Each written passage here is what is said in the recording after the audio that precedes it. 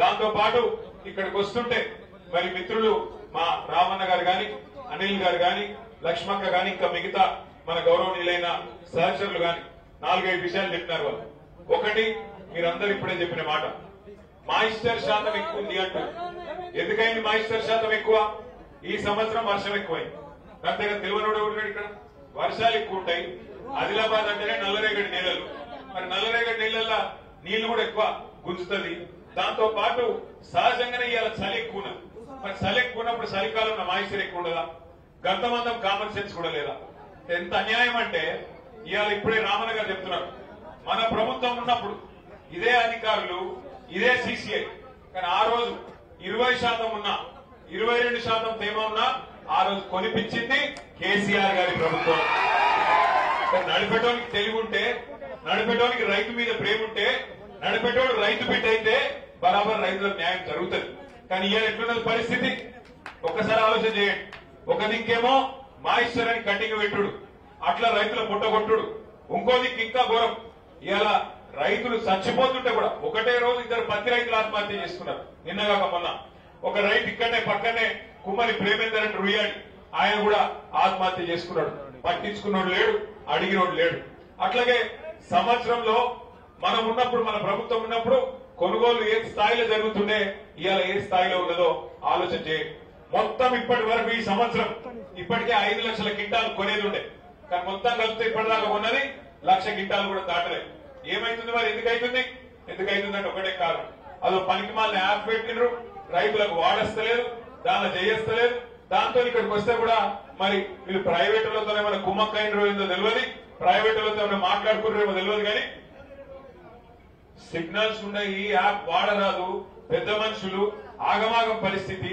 మళ్ళా దాని మీదకెళ్ళి తోటి రాని కథ ఒకటి పెట్టి అనవసరంగా ఇబ్బంది పెడతా ఉన్నారు. ప్రైవేట్ వాళ్ళతో కూడా కుమ్మక్కైనరని నా అనుమానం, లేకపోతే ఇట్లా చేయరు. ఒక మాట ఆలోచన చేయండి, 5 లక్షలు కొనే కాడ 5 లక్షల క్వింటాలు ఎక్కడ, 1,00,000 క్వింటాలు ఎక్కడ? ఒక్కొక్క క్వింటాల్ మీద రైతుకి ఎంత నష్టం వచ్చిందంటే, మన ప్రభుత్వం ఉన్నప్పుడు మంచిగా 8,000 కాడికి కొన్నాం. ఇవాళ నిజానికి ధర ఇయ్యాల్సింది 8,100. కానీ ఎంత ఇస్తున్నారు? బయట ప్రైవేట్లు అమ్ముకుంటే 5,900, 6,000, 6,200 ఎక్కువ వస్తున్నారు. అంటే దగ్గర ఒక్కొక్క రైతుకు 1,200 నుంచి 1,400 దాకా నష్టం వస్తున్నది ఒక మన క్వింటాల్ మీద. అంటే ఏ రకంగా ఎంత నష్టం అవుతున్నది దీన్ని బట్టి మీరు అంచనా వేయచ్చు.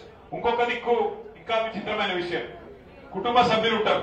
ఇప్పుడే మా తమ్ముడు చెప్పిండు, అన్న మా అమ్మ పేరు మీద పొలం ఉన్నది, సోయాబీన్ వండించినాము.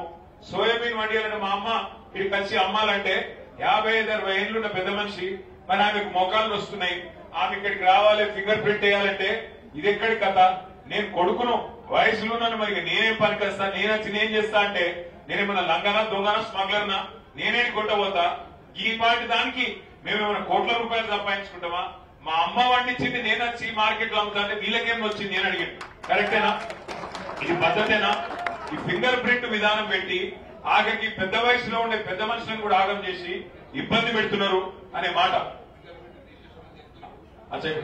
మనం వస్తున్నామని చెప్పి ఫింగర్ ప్రింట్ తీసేసారట, మంచి పని చేసి. అయితే ఇంకొక పని కూడా చేసిరట, సంతోషం. కనీసం ఇప్పటికైనా బుద్ధి వచ్చింది, ఇట్లైనా బుద్ధి వచ్చింది. 7 కిలోలు కొనేదాన్ని 10 కిలోలు కూడా చేసిరట. 7 క్వింటాలు 10 క్వింటాలు చేసిరట, అది కూడా సంతోషం. కానీ అయితే తొందరపడు. ఇంకొక మాట, నిన్న మేము ఇక్కడికి వస్తున్నామని తెలుసుకున్నాను. ఇక మంత్రి గారు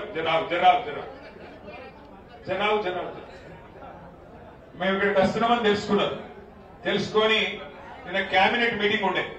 కేబినెట్ మీటింగ్ లా ఇంత ఇంపార్టెంట్ ముచ్చట, ఆదిలాబాద్ జిల్లాలో, వరంగల్ జిల్లాలో, మహబూబ్నగర్ జిల్లాలో, ఖమ్మం జిల్లాలో, తెలంగాణలో దగ్గర 50% జిల్లాలలో దగ్గర 50 లక్షల ఎకరాల్లో పత్తి పండిస్తారు. మరి 50 లక్షల ఎకరాల్లో పత్తి పండించే లక్షలాది మంది రైతన్నల మీద ప్రభుత్వానికి ప్రేమ ఉంటే కేబినెట్ లోనే నిర్ణయం తీసుకొని చేయాలి వెంటనే పని. కానీ ఏం చేసారు వాళ్ళు? యాక్టింగ్ చేస్తున్నారు. మనం వీడికి వస్తున్నామని తెలుసుకొని వ్యవసాయ మంత్రి గారు ఏదో వీడియో కాన్ఫరెన్స్ పెట్టినా అంటాడు. ఎవరితో పెట్టినావు? కేంద్రంలో ఉండే ఎవరితో నెల్లైతునో పుల్ల